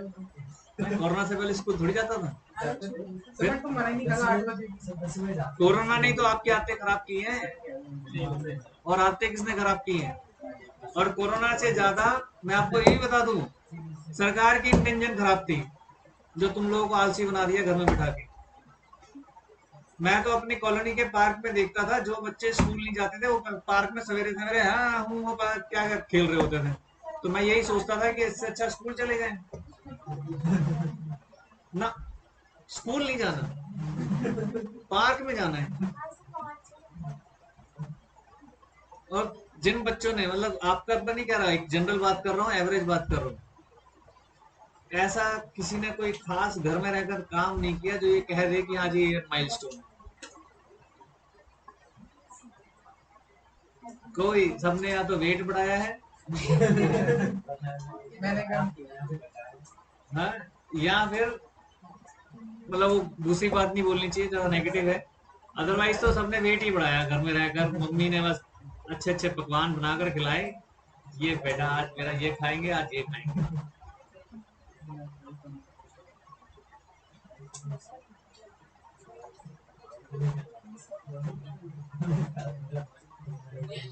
लेकिन मुझे एक बेस्ट पार्ट लगता है, कोरोना में ये पता चल गया कि हिंदुस्तान में गरीबी कितनी है कितनी नहीं। गरीबी कितनी है कितनी नहीं ये पता चल गया। बताओ कैसे? हाँ, वो गरीबी वाला कॉन्सेप्ट नहीं है बेटा, वो माइग्रेशन माइग्रेशन हो रहा था। गरीबी वाला कॉन्सेप्ट मैंने अब तक किसी भी सोशल ऑर्गेनाइजेशन की तरफ से, अब तो 1 2 3 साल हो गए कोरोना को खत्म हुए, अभी तक किसी भी सोशल ऑर्गेनाइजेशन ग्रुप की तरफ से आज तक ऐसा कोई डाटा नहीं मिला जिसने ये कहा हो कि इतने लोग गरीबी से मर गए, भूखमरी से मर गए। उस वक्त का डाटा जरूर है कि जो लोग माइग्रेट हो रहे थे उस वक्त जरूर मामला गड़बड़ हुआ है। उस वक्त काफी सारे लोग बेचारे मरे भी हैं, उसमें से कई लोग तो बीमार ही होंगे, नो डाउट, है ना। और रही बात, खाना भी उनको इसलिए नहीं मिल पाया होगा क्योंकि हर जगह सोशल ऑर्गेनाइजेशंस भी छुप कर बैठी हुई थी, दबी हुई। डरी तो सभी हुए थे ना। हाँ, कुछ एक्टिविस्ट थे जो काम कर रहे थे, तो जो जो जहां जहां पहुंच गए वो तो बच गए, जहां जहां नहीं पहुंचे वहां पर हुआ। लेकिन अभी तक एक भी डाटा हिंदुस्तान के अंदर ये नहीं आया है कि फला गांव में, फला शहर में, फला उसमें ऐसे लोग गरीबी के कारण, भूख के कारण मरे, खाना ना मिलने के कारण मरे। कहीं पड़ा है ऐसा डाटा? तो मुझे भेज देना। मैंने तो नहीं पढ़ा। तो इससे क्या दिखता है? अरे वो सरकार भी देगी ना, फ्री खाना देगी ना कुछ खर्चा। अरे भुखमरी से तो नहीं मरा ना, वो भुखमरी से तो नहीं मरा ना। अब चाहे सरकार ही प्रोवाइड कर रही है, पहुंच तो रहा है। इसका मतलब अगर सरकार भी फूड प्रोवाइड कर रही है और फूड की कमी नहीं है, फिर सारी कमी किसकी हो गई? सरकार की। तो मैंने पहले ही कहा ना, all just because of the government only, यानी गवर्नमेंट का सिस्टम ठीक नहीं है। जब गवर्नमेंट आपको हर चीज फ्री में देने को तैयार है, मैं तो आज तक ये लॉजिक समझ नहीं पाया, इसका मतलब सरकार के पास इतना है। जब इतना है तो सरकार गरीब कहाँ है? बताओ, गरीब हुई क्या हमारी सरकार? नहीं। उसके बावजूद भी सरकार किसके ऊपर दबाव डालती है? जो टैक्स देना चाहते हैं। तो पॉलिसीज चेंज करो, ऐसी पॉलिसीज बनाने की कोशिश करो ना। अब तो इतने सारे इंटेलिजेंट लोग हैं कि एक कहीं ना कहीं हर किसी के लिए सोशलाइजेशन हो, सबके लिए इक्वल हो। किसी एक के लिए ज्यादा टैक्स क्यों और किसी के लिए बिल्कुल भी नहीं? ये नहीं होता। ये सोशियो इकोनॉमिक यूनिफॉर्म नहीं है। कभी कभी वो लोग फिर ठीक कहते हैं कि जो लोग करोड़ों रुपए का टैक्स देते हैं, उसके बाद उन्हें मिलता क्या है। ये चाहे तो सोशल रिफॉर्म कर सकते हैं, लेकिन पता नहीं क्यों नहीं कर रहे हैं। अगर डीमोनिटाइजेशन किया जा सकता है, हिंदुस्तान से धारा 370 हटाई जा सकती है कश्मीर से, तो कुछ भी किया जा सकता है। ये तो तय है, ये बिल्कुल तय है। नहीं तो मैं नहीं मानता आज तक सरकारें पर स्टेप ही नहीं ले पा रही थी।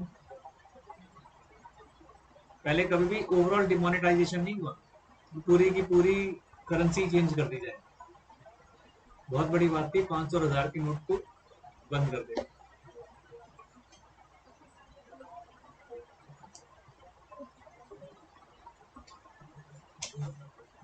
तो कहीं ना कहीं मुझे तो खैर ऐसा लगता है, आप लोग सीए बनने के बाद देखना भाई।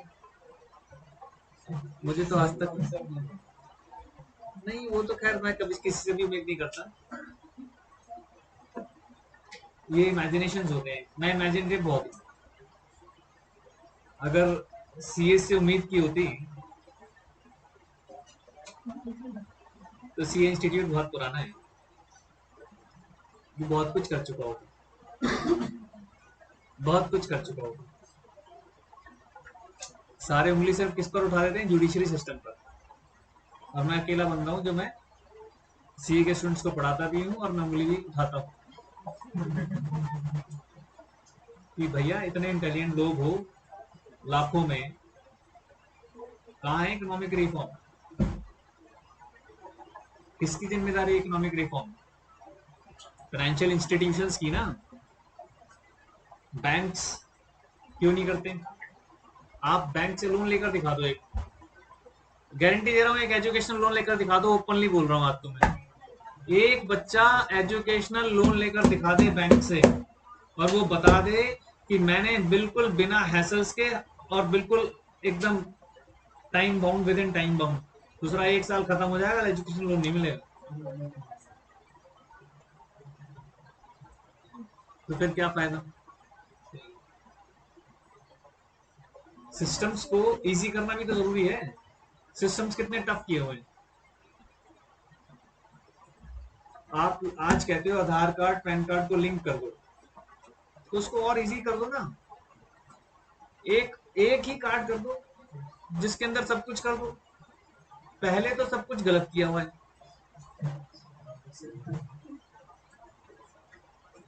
मतलब आप बिलीव नहीं करेंगे बेटा, सरकार की पॉलिसीज का भुगतान हम लोग करते हैं, आम जनता करते हैं। सरकार पॉलिसी बनाती है और उसको एप्लीकेबल कर देती है कि आज ये है। अरे भाई ऐसे कैसे? कुछ भी कर देते हैं, कुछ भी। इन्होंने रूल बना दिया कि जब तक Aadhaar card PAN card election card इन पर सबके सब नाम सेम नहीं होंगे तो ये नहीं करेंगे, तो वो नहीं करेंगे। अरे भाई इतने सारे हिंदुस्तान में पहली स्पेलिंग एरर्स हैं, कोई हिंदी में नाम लिखता है, कोई इंग्लिश में नाम लिखता है, कोई पंजाबी में नाम लिखता है, इतने सारे तो एरर्स हैं। आप कुछ अलग प्लेटफॉर्म तो बनाओ पहले इन सब चीजों को ठीक करने के लिए। मेरा नाम किसी डॉक्यूमेंट में योगेश गुप्ता है, किसी डॉक्यूमेंट में योगेश चंद्रा है, किसी डॉक्यूमेंट में योगेश चंद्रा गुप्ता है। इनकम टैक्स डिपार्टमेंट वालों ने भेज दिया था योगेश चंद्र गुप्ता के नाम से कार्ड। अब बताओ, चेक मिलके राजी नहीं कहीं से। अपनी बेटी की स्कूल की फीस सबमिट की और उन्हीं दिनों बैंक के अंदर रिफॉर्म चल रहा था, अकाउंट नंबर मॉडिफाई हो रहे थे। बताया था मैंने, बाउंस हो गया चेक। 300 रुपए स्कूल वालों ने काट लिए, 300 रुपए बैंक वालों ने काट लिए। स्कूल वाले तो वापस करते नहीं, बैंक वाला क्या कह रहा है, सर 300 रुपए ही तो है, एक पिज्जा आता है, समझ लो खा लिया। दोस्ती थी इस चक्कर में बोल दिया, नहीं तो ऑफिशियल स्टेटमेंट देता तो अंदर करा देता। 300 रुपए मतलब 300 रुपए कुछ होते ही नहीं। नहीं, आपस में जैसे दोस्त बन जाते हैं ना बैंक में, तो सामने काउंटर पे मिला, मैंने कहा यार 300 रुपए काट लिए तुमने, गलती तुम्हारी, मेरी क्या गलती है? आपने आरबीआई की गाइडलाइंस फॉलो की, चेक बाउंस हो गया, भुगत मैं रहा हूँ। मैं 600 रुपए का नुकसान हो गया मेरा। मैं बनिया भाई, मैं तो 1-1 रुपए का हिसाब रखता हूँ। अगर कुछ नहीं होता भाई, तो 300 रुपए का एक पिज्जा नहीं आता आजकल। मैं कहा मैं तो नहीं खाता। मैं कहा तुझे इतना लग रहा है तो अपनी पॉकेट से 300 रुपए निकाल कर इस पॉकेट में डाल दे, तू सोच ले तूने खा लिया। है ना भाई? मैंने कहा यहाँ तो मेरी जेब में जा रहा हो तो समझ में आता कि तुम्हारी पॉलिसीज की वजह से कस्टमर को नुकसान क्यों हो रहा है। कोई आवाज उठाता है? कोई नहीं उठाता। ये हालात है। हाँ, मैंने बैंक ऑडिट करता था, रेवेन्यू ऑडिट में किया करता था, नाम नहीं लूंगा बैंक का। हमने ऑडिट किया था, तो वो अमाउंट भी नहीं बताऊंगा, a huge amount recovered just because of interest का लैकिंग थी कैलकुलेशन। कौन करता है? सीए जब ऑडिट करने जाता है इसीलिए तो जाता है। रेवेन्यू ऑडिट का क्या मीनिंग है? कि बैंक की रिकवरी करवाओ। इसका मतलब बैंक्स जिसको सबसे ज्यादा ईमानदार, सबसे ज्यादा हर चीज में नीट एंड क्लीन माना जाता है, उसको भी रिकवरी कराने के लिए अपने सीए को भेजना पड़ता है सीए ऑडिट कराने। यानी इसके अंदर कहीं ना कहीं मिस्टेक हो रही है। सोल्यूशन क्या है? उन चीजों पर काम नहीं करेंगे। अब मोदी जी कर तो रहे हैं, देखो कितना करते हैं। लेकिन एक जनरेशन निकल गई हमारी वाली तो इस चक्कर में, सोचते सोचते। मैंने आप लोगों की एज में पैन कार्ड बनवा लिया था। बनवा लिया सबने? आधार कार्ड से लिंक करा दिया? अच्छा, उनका ऑलरेडी लिंक आता है। अब बताओ, जिन्होंने लिंक कराया नहीं है उस पर 1000 रुपये फाइन है। भाई क्यों फाइन ले रहे हो? फाइन ले क्यों रहे हो मुझे बताओ। अरे काय की रेवेन्यू, मतलब पेनल्टी से ही कमाओगे? इसका मतलब you want to earn by the penalty only, not by the मेहनत। पेनल्टी मेहनत नहीं है। पेनल्टी आप क्या कह रहे हो कि आपकी लैकिंग की वजह से हम पैसे कमा रहे हैं। आप बोलो ना, जब रिटर्न फाइल करनी थी, रिटर्न लो ही मत उसको, रिटर्न को एक्सेप्ट ही मत करो बिना आधार कार्ड के नंबर के, अपने आप लिंक हो गया। या तुम लोग क्यों नहीं करते लिंक? तुम्हारे पास डाटा नहीं है? तुम्हारा एक सॉफ्टवेयर ऐसा होना चाहिए that must be synchronised. Yogesh Gupta मिला, योगेश गुप्ता मिला, एड्रेस वेड्रेस नाम मैच सब कुछ कर दो, चलो जी मिक्स हो गया। एक मैसेज डाल दो कि भाई कंफर्म करो कि यही आपका आधार नंबर है, ये आपका पैन नंबर है। जैसे ही कंफर्म आएगा, ओटीपी है आपका, अपने आप हो गया, ऑटोमेटिक हो जाना चाहिए। क्यों? आप बना क्यों रहे हो? अभी तक आधार कार्ड अपडेट कराने पड़ते हैं लोगों को। हाँ? हर 10 साल में कराना है। मुझे ये बताओ, हर स्कूल के अंदर स्टाफ है? हर स्कूल में खोल दो ना काउंटर एक छोटा सा। तो करना क्या है आपको? सॉफ्टवेयर ही तो देखना है। उस सॉफ्टवेयर को एक्सेस दे दो। हाँ भाई, आया आदित्य कुमार, फोटो आई, उसमें आपके स्कूल के सारे रिकॉर्ड्स होंगे, आपकी date of birth, father's name, mother's name, सब सब सब। चलो, आपस में लिंक क्यों नहीं है? एक फैमिली का, जैसे मान लीजिए एक फादर है, फादर के साथ सबको एसोसिएट कर दो, ये फादर, ये उसकी वाइफ, ये उसके बच्चे, ये फादर के फादर, ये फादर के मदर, आपस में सारा लिंक हो जाए, एक ग्रेप वाइन चेन बन जाए, सारा काम खत्म। इससे अच्छा तो हमारा आज तक देसी सिस्टम, पुराना सिस्टम ठीक है। आप कभी देखना, कोई कभी बाई चांस गया हो, मतलब नेगेटिवली मत लेना, जब डेथ होती है किसी की तो कुछ लोग वहां जाते हैं अपने, जहां पर उनका रिकॉर्ड्स है। आप जब रिकॉर्ड देखेंगे ना वहां पर, आपको अपने फोर फादर्स, उनके भी फोर फादर्स का रिकॉर्ड मिल जाएगा। They will tell you, they will tell you कि दिस इज द, ये आपके दादा, ये उनके दादा, ये उनके दादा, इस तरीके से सारी इंफॉर्मेशन दे देंगे। समझ रहे हैं? तो वो सिस्टम कितना अच्छा था, और सारा हाथ का लिखा हुआ होता है। तो कर तो वही रहे हैं, लेकिन इजी नहीं बना रहे। चलो छोड़ो। अब देखो बेटा, हम बात कर रहे थे डिलीवरेबल स्टेट, और एक बात कर रहे थे कि पुट इन डिलीवरेबल स्टेट, और तीसरी बात क्या हो रही थी? एसेटेनिंग द प्राइस। इनके पहले हम एग्जांपल्स पढ़ते हैं, आपको तीनों चीजें समझ में आ जाएंगी। पहला एग्जांपल देखें डिलीवरेबल स्टेट का। X goes into a shop and buys a television and asks the shopkeeper to its home delivery.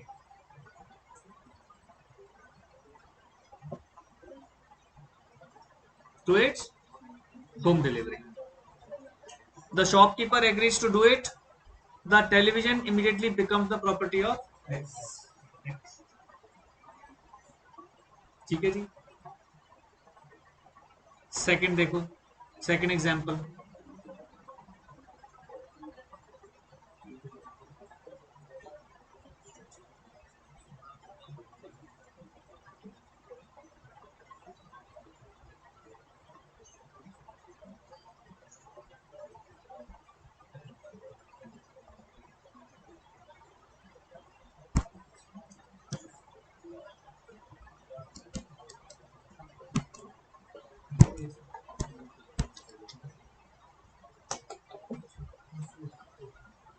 क्या कह रहा है जी सेकंड एग्जांपल में?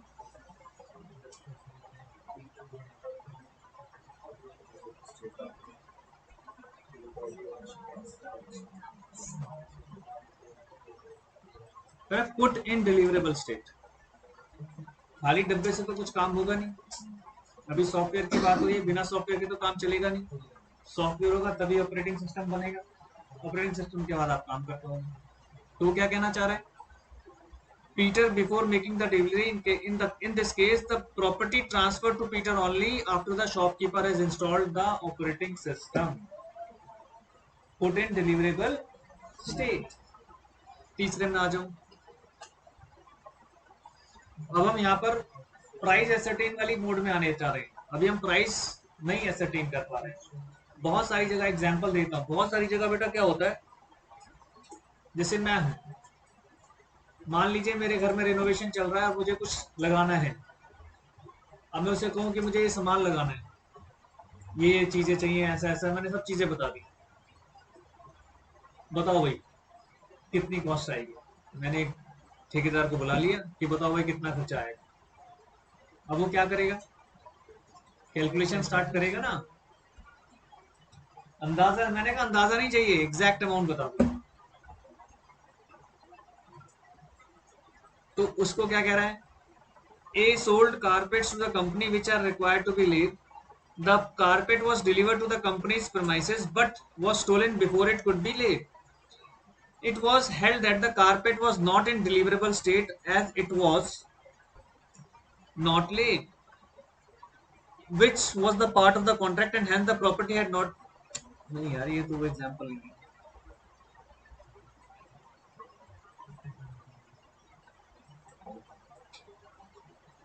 नहीं, ये इसमें ये फिट नहीं बैठ रहा। अभी जो मैं आपको कह रहा हूँ वो ये कि प्राइस को एसरटेन करना, यानी प्राइस एसरटेन होना बहुत जरूरी है। जब तक प्राइस एसरटेन नहीं होगा तो आप कैसे बात कर सकते हैं? तो वो कैसे होगा? जो मैंने आपको बताया कि वो टाइम ले रहा है, कि उसने कहा कि हाँ जी आई टेक टाइम, मैं बताऊंगा कि कितना इसमें इस वॉल पर खर्चा आएगा, कितना इस वॉल पर, कितना इस वॉल पर, कितना इस वॉल पर, कितना इस वॉल पर। उसको करने के बाद मुझे अगर वो प्राइस एक बताता है तो उसे कहते हैं कि वो क्या कर रहा है, उन सब चीजों की कोशिश कर रहा है कि जिससे एक प्राइस सर्टेन हो जाए। ठीक है? तो specific goods in a deliverable state when the seller has to do anything thereto in order to ascertain price। ठीक है? तो लिख लें जरा इसी के नीचे नोट।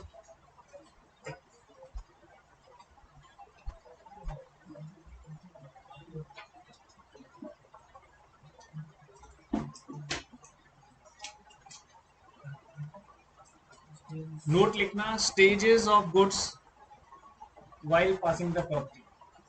ये स्टेजेस हैं, 3 स्टेजेस में बात कर रहे हैं।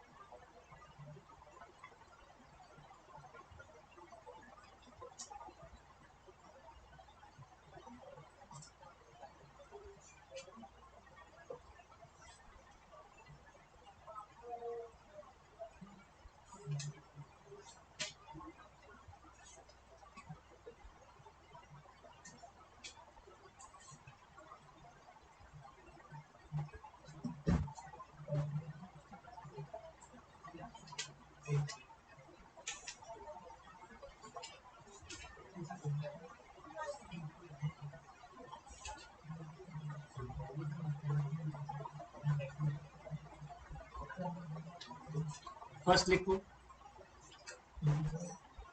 Specific goods in deliverable state, सिर्फ इतना ही लिखना है। 3 स्टेजेस है हमारी। पहला specific goods in deliverable state,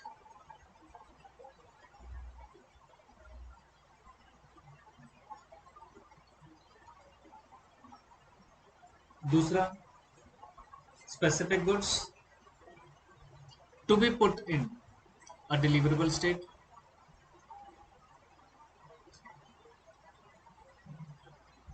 और तीसरा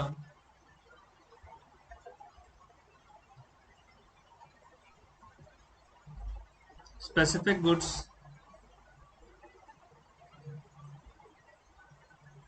in deliverable state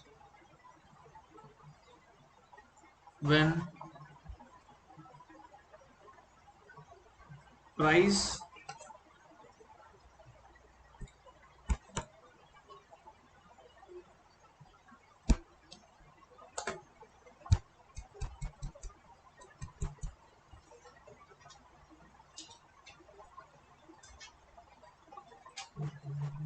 to be ascertained।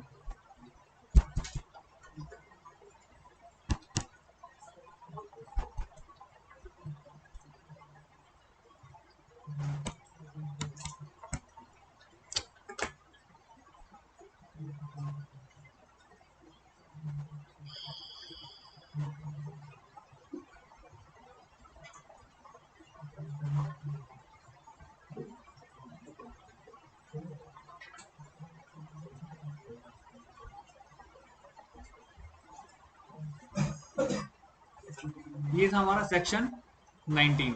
लिखो second point, goods must be ascertained। Section 18 आ रहा है ये, गुड्स मस्ट बी ascertained। पहला तो स्पेसिफाइड हो गया था, स्पेसिफाइड और ascertained था। यहां पर वो बता रहा है गुड्स टू बी ascertained। क्यों बता रहा है ascertained? ये उनके लिए जो अनएसर्टेन गुड्स हैं एक्चुअली। ये वाला पॉइंट है किसके लिए? अनएसर्टेन गुड्स के लिए है। इसलिए वो बता रहा है कि उनका एसर्टेन होना कंपलसरी है। तो डॉट डॉट डालकर लिखो, no property transferred until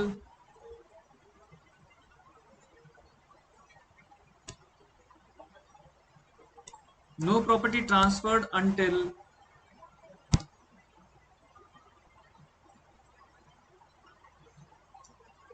it is ascertained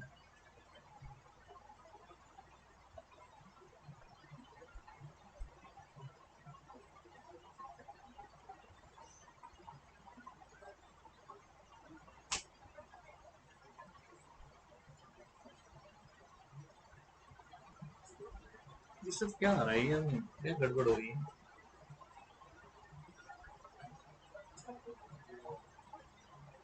ये कहाँ से इसमें ऐड हो गया सब? पहले तो कभी नहीं ऐसा था।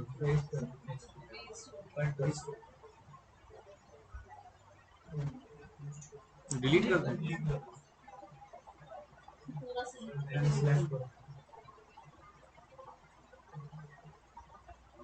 डिलीट का ऑप्शन कहाँ गया?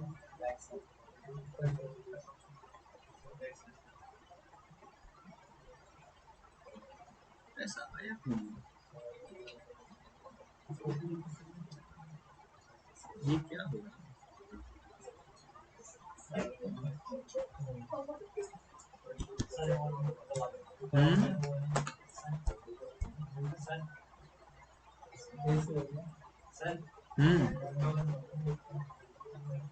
अंडू।